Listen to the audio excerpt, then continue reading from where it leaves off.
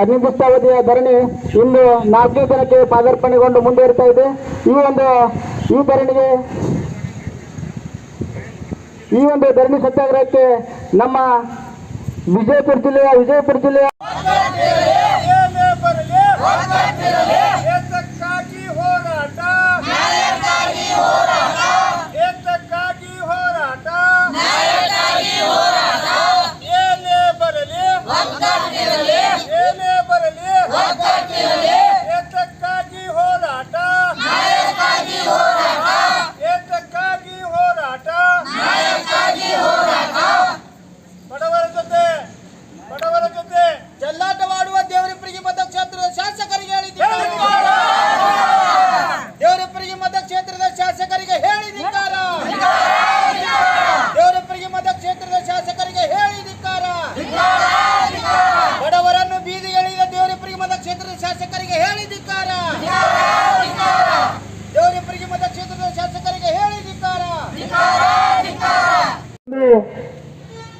ಕೇವಲ ತಮ್ಮ ಸ್ವಾರ್ಥಕ್ಕಾಗಿ ಯಾಕಪ್ಪ ಅಂತಂದ್ರೆ ರೋಡ ಕುದುರೆ ಸಾಲೋಡಿ ಸಿಂಗಾಪುರ್ ಮಾಡಲಿ ಅವ್ರ ಶಾಸಕರು ಬ್ಯಾಡ ಅನ್ನೋದಿಲ್ಲ.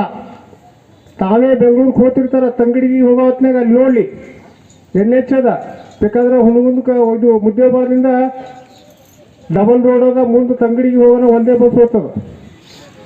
ಕಡೆಗೆ ಬಿಜಾಪುರಕ್ಕೆ ಹೋಗಿ ಅಂಜುಮನ್ ಕಾಲೇಜಿಂದ ಮರಾಠಿ ವಿದ್ಯಾಲಯದ ಮುಂದೆ ಹೋದ್ರೆ ಒಂದೇ ಬಸ್ ಹೋಗ್ತದೆ.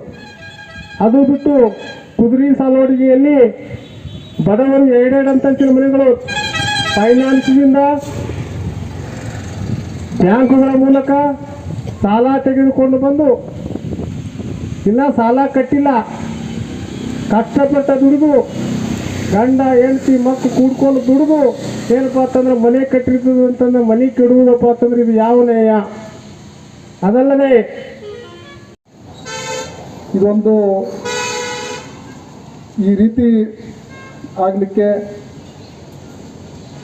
ಕಾರಣೀಕರ್ತರು ಬಹುಶಃ ಇದಕ್ಕೆ ಶಾಸಕರು, ಈ ಭಾಗದ ಶಾಸಕರು ಅಂತಕ್ಕಂಥ ಮಾತನ್ನು ಈ ಸಂದರ್ಭದಲ್ಲಿ ಸ್ಪಷ್ಟಪಡಿಸ್ತದೆ. ಏನು ಅವರು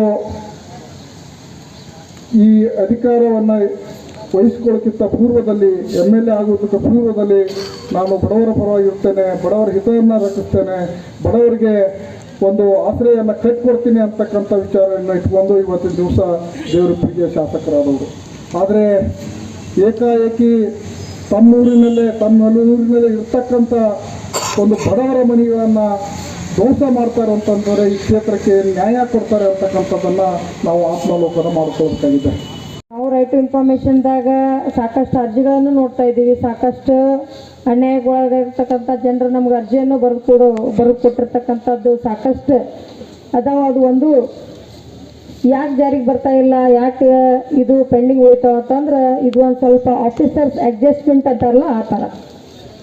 ಇಲ್ಲಿ ಆಫೀಸರ್ಸ್ ಅಡ್ಜಸ್ಟ್ಮೆಂಟನ್ನು ನಾವು ನೋಡ್ಕೊಂಡು ಕೂತ್ರೆ ನಾವು ಇದ್ದಿದ್ದೆಲ್ಲ ಕಳ್ಕೊತೀವಿ. ಯಾಕೆ ಈ ಹೋರಾಟಗಳನ್ನು ನಾವು ಭಾಳ ಪ್ರಬಲವಾಗಿ ಮಾಡಬೇಕು, ಯಾಕೆ ಈ ಹೋರಾಟಗಳನ್ನು ನಮ್ಮ ನ್ಯಾಯ ಸಿಗೋ ತನಕ ಹೋರಾಟ ಮಾಡ್ಬೇಕಂತಂದ್ರೆ ಸುಮ್ಮನೆ ಓಟ್ ಹಾಕೊಂಡು ಅರಸ್ಕೊಂಡು ಏನು ಕೂತಿರ್ತಾರಲ್ಲ ಅವ್ರು ಹೋಗಿ ಮುಟ್ಟುತನೂ ಈ ಹೋರಾಟನ ಮಾಡಬೇಕು. ತಮ್ಮಲ್ಲಿ ಊರಲ್ಲಿರ್ತಕ್ಕಂಥ ಒಂದು ಸಮಸ್ಯೆಗೆ ಮತ್ತು ಶಾಸಕರೇ ಬಗೆಹರಿಸಲಿಲ್ಲ ಅಂದ್ರೆ ಮತ್ತು ಬೇರೆ ಊರನ್ನು ಬೇರೆ ಹಳ್ಳಿಯನ್ನು ಏನು ಬಗೆಹರಿಸ್ತೀರಿ ನೀವು?